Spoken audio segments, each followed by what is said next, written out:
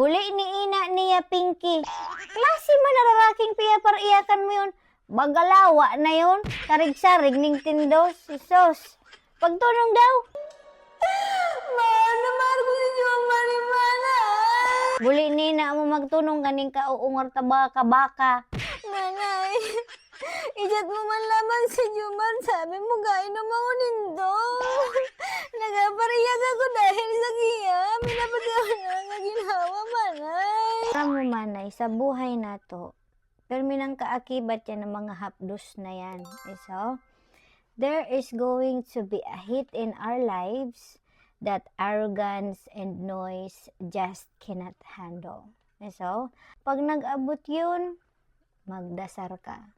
Magdasar ka na tawang ka maning kusog para malampasan mo yan na imong mga kapatalan minsan.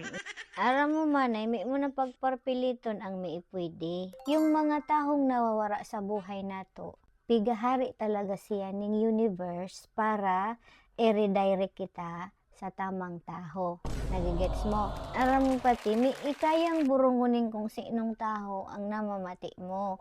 Ikaw sana ang makapahupa dyan sa kung ano man ang namati mo ninto. Ikaw man, paano baga ka mampatal? Bayain na Jomar na yun, kaalulain man na yun. Bagami ng hihilog. O tagay, muli ni na niyang raraki lang yan. May man ikatigbak.